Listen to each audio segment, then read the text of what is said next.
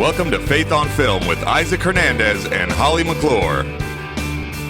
Keeping you informed on faith and family entertainment. Hello, Holly. Hi, Isaac. I'm excited about the show today because we're going to talk to a young filmmaker who's made a documentary that everyone should see. Hi, I'm Blake. I'm telling you, it will change people's hearts and lives. It's an amazing story. Miracles. Very compelling. So, you know what? I know that we've got a lot to talk to him about, so let's just go right on to the trailer and then come on to him. Let's do.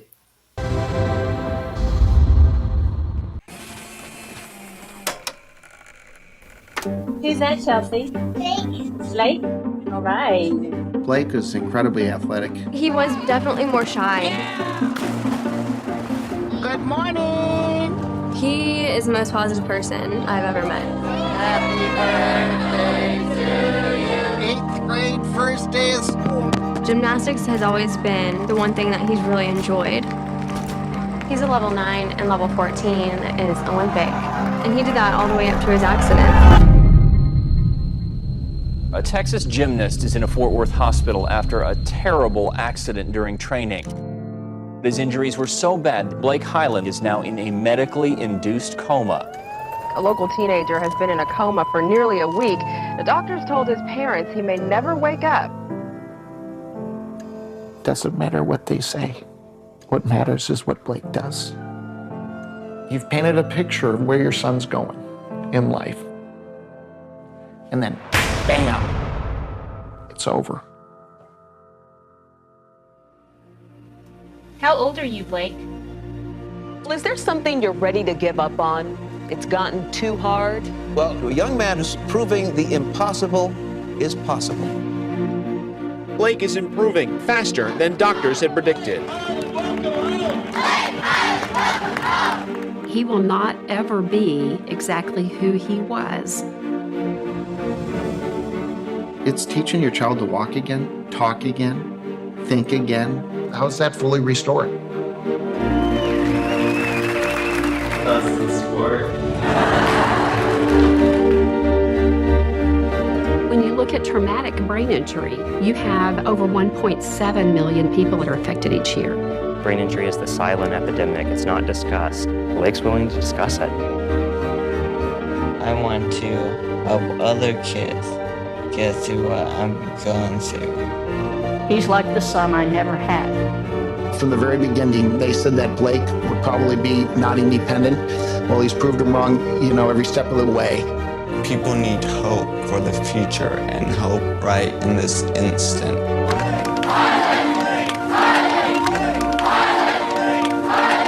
Hi, I'm Blake. Well, Isaac, we have our special guest, John Michael Simpson, in studio with us today. Welcome. Hey, guys. Hi, welcome. And he is here for a film called Hi, I'm Blake. It's a documentary, actually, that he made. And both Isaac and I have seen it, John Michael, and we love it. It was really different than what I thought it was going to be. And I mean, it touched me emotionally. It is a wonderful story of what could have been a tragedy and how God miraculously turned it into a happy ending, and so to speak. But let's talk about, first of all, I've known your mother and father, Micah and John Simpson. I've known them for years and years and years. And in fact, they're producers of another network, and you've been in Christian media for years. So you kind of grew up in that. Where did you go from growing up in a house of faith and watching parents do what they do to wanting to get in the film business yourself? It's, well, thank you both for having me. And it's really great to be here and talking about the film. Growing up, and it was cool to see my folks do what they did. And I feel like it was just like a subconscious thing of just, I would see my mom and dad, work from the house, or I would get to go with my mom and see her interview people and see her on set. And it kind of just was taking it all in. And not giving it a lot of thought at the time that it's happening, because it's your parents, and you're like, oh yeah, my parents, they do stuff, whatever. You're just you're like a kid, and you don't fully understand what they do. But I'm like, I know my dad does something in radio, and it didn't really hit me until I got older. Probably when I started studying film, in college, and then I started producing my own content and everything, and looking back and being like, wow, they set such a great example of like, hey, you can have a family. You can live like a normal-ish life, and you can still go out there and create. And I think they were always just huge supporters of what I wanted to do. And they weren't really the kind of parents that were like, oh, I don't know if you should take that risk. Or I don't know. In fact, my mom was, and my dad, they were both the ones that kind of like pushed me towards when I'd kind of veered towards doing something else. They're like, hey, you know what? Maybe you should come back and look at this film thing. Or, you know what? Are you auditioning for anything? Like, you should still be out there performing. And so they've always been huge supporters. No. You actually started this documentary out of the tragedy, knowing the family. Give us some background on Hi, I'm Blake and how it all started and began. Yeah, so I first met the Highlands. I mean, they were my next door neighbor. They grew up next to us. So literally my first time meeting Pat, who's Blake's father, I'd kicked a ball over the fence and I went over the fence to get my ball. And Pat, literally, I was small enough to where he could like pick me up and put me over their fence, which was being built at the time, and help me go get it.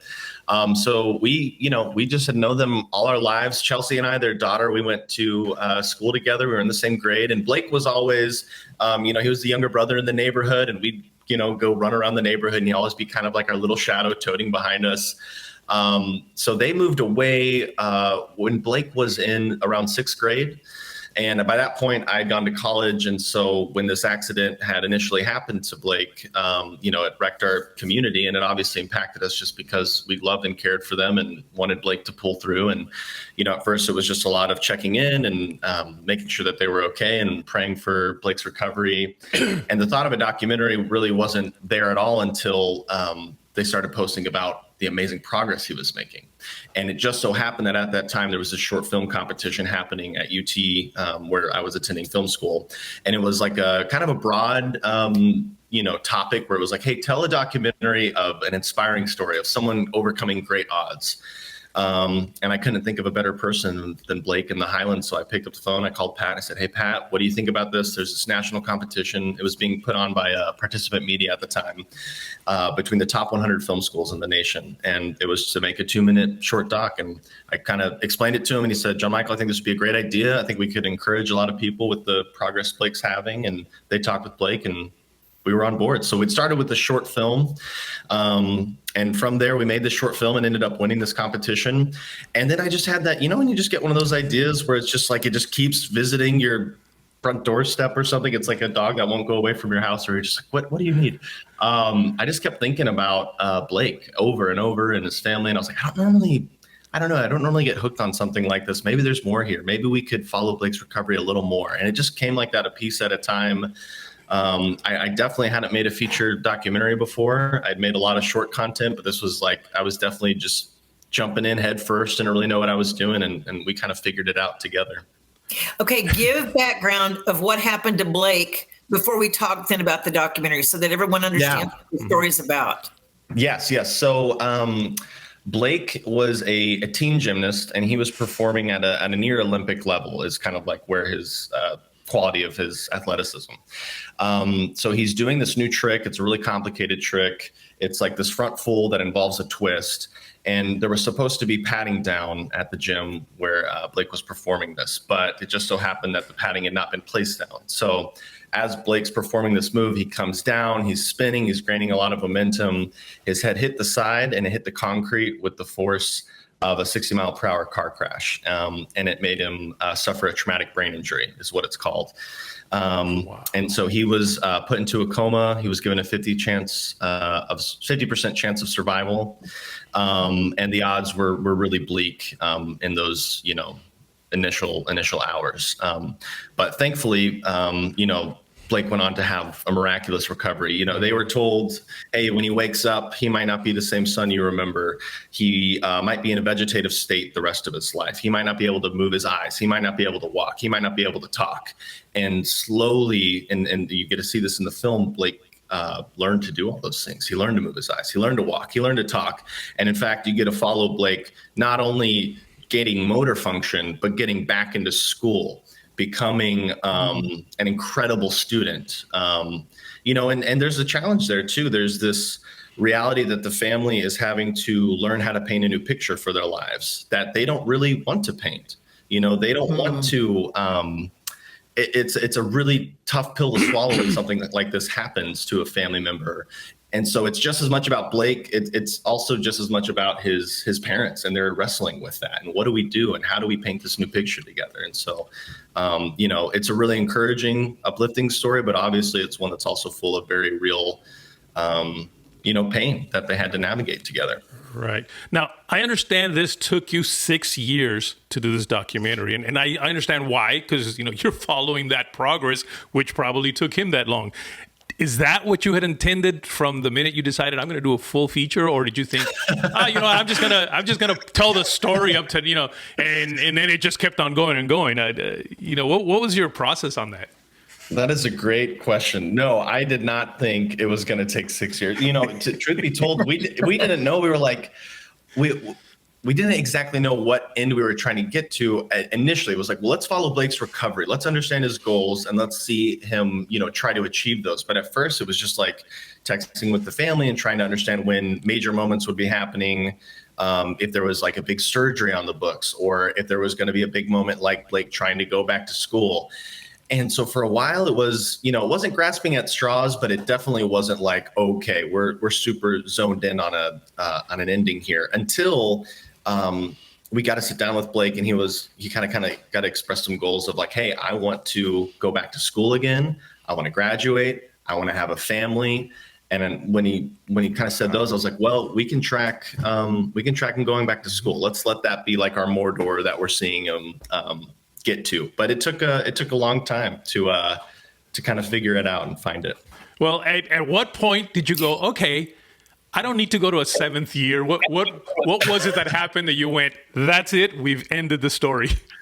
Yeah. For other documentary filmmakers who are thinking about doing a documentary. It's true. It's just like you always have that friend that's working on a doc. It's like, oh, are you still working on that? It's like, yeah, I'm still working on it. No, I mean, we filmed, there were a couple of moments. There was one that was this really, brain injury awareness walk that we got to film Blake and his family at. Mm-hmm. And being there and filming that, there was a part of me that's like, okay, cool. We're seeing Blake now take what's happened to him, shine a light on others, and kind of get the word out and take this terrible thing that's happened, but use it as a force for good, and improve the lives of others. And I thought maybe that's it, but it didn't feel quite right. And then, bit of a spoiler, but when we were at Blake's high school graduation and we're filming there and we're seeing the caps go up in the air and we're seeing the elation on, the Highlands' faces and stuff, I kind of just had that feeling of like, okay, this is our ending. We've got it. And it was weird. It was weird after, being lifelong friends with them, filming with them for 6 years. I mean, I would just like come to their house and stay with them for a week at a time. And we'd wake up, first thing in the morning, and I'd start rolling with them just to see what kind of verite we could capture. And I think that lent a lot of great things, a lot of intimate moments, a lot of really, really tender moments with the family. But it also was kind of hard to put it down. But yeah, that graduation was when I was like, okay, I think we found it. I in the film, what are the parents named again, and his sister? Yeah, so Pat Hyland and Cindy Hyland are Blake's parents, and then Chelsea Hyland is Blake's sister. Okay. Yeah. Because in the film, what I loved was that you interviewed, the sister had a whole different reaction. Her life all of a sudden got shoved to the side because of this brother situation, and her dating and romance and everything in her life got put aside. Even today she's dealing with it, because I saw her at the film premiere and she was there, and it was, even today she's still dealing with it. And then to watch the mother, but what she went through caring for him, and clothing and feeding, and this was hard. I don't know if I could do that. I think he was ready for that. You know what I mean?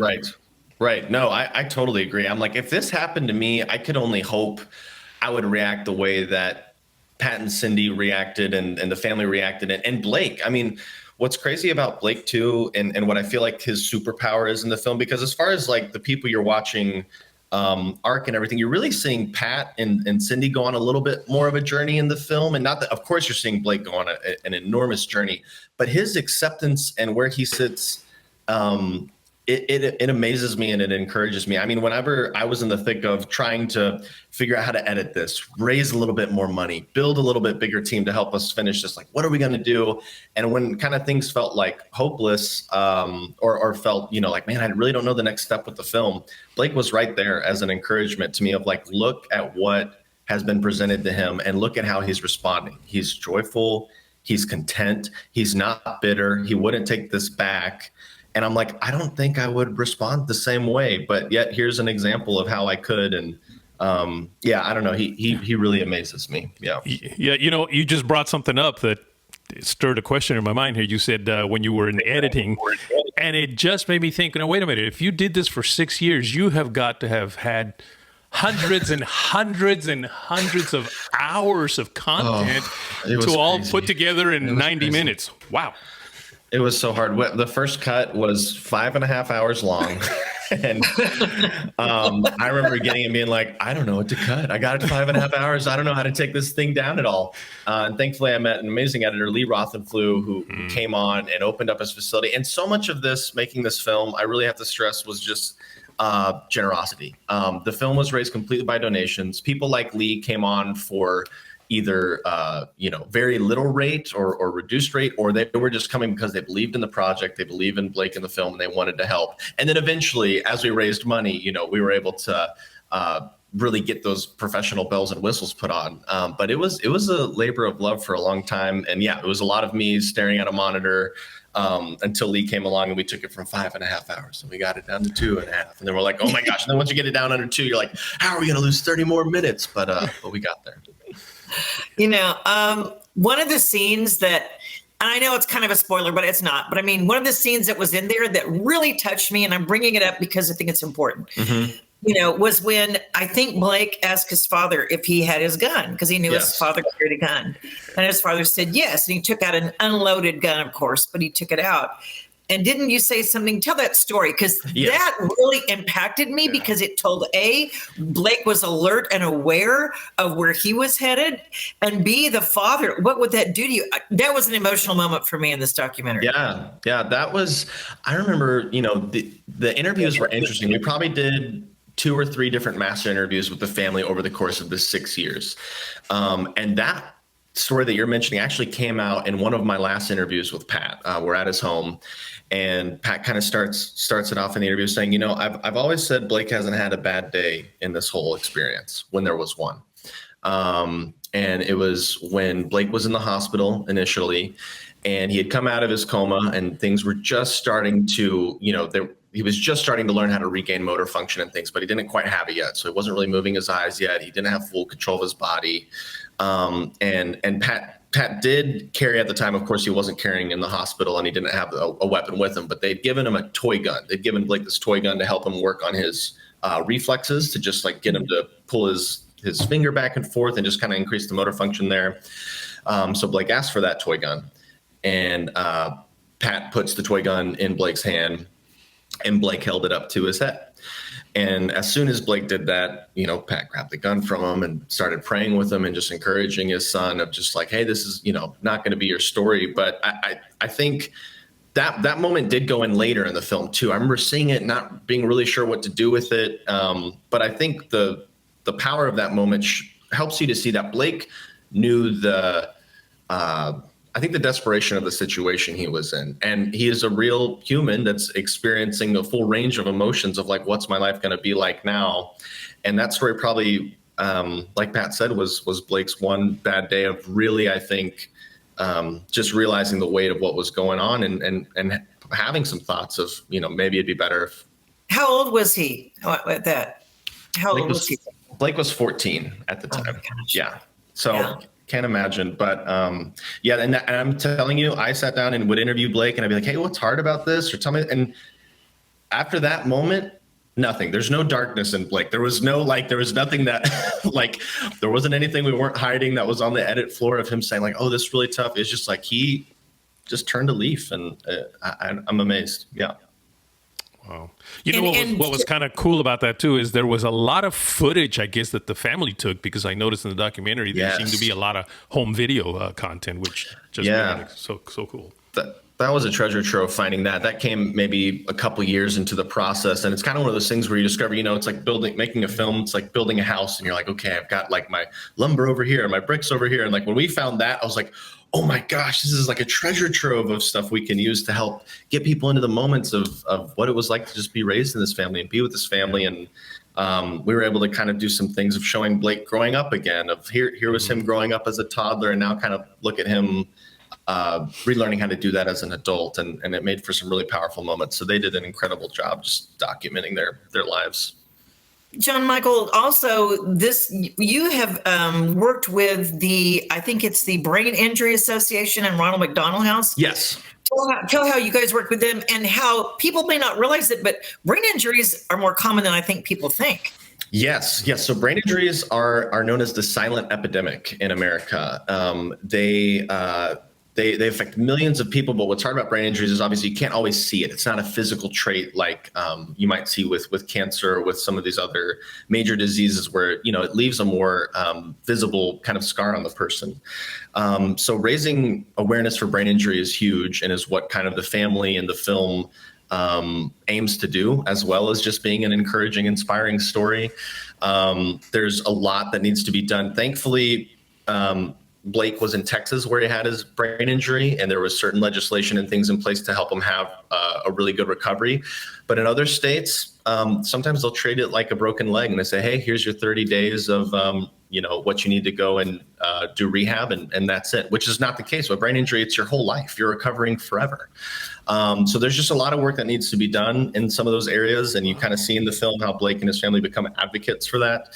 We've gotten to partner with the Brain Injury Association of America, and they're helping us get the film out there. The Ronald McDonald House, as you mentioned, as well, is an incredible organization. They had Blake and the Highlands stay at one of their houses in Dallas for 9 months while he was going through his initial recovery. And essentially, the Ronald McDonald House, it helps to give families a place to stay near hospitals if they live far away and a loved one is going through recovery. So we got to film a lot with both the Ronald McDonald House of Dallas and with the Brain Injury Association, and they're both really incredible organizations that are making a big difference in people's lives.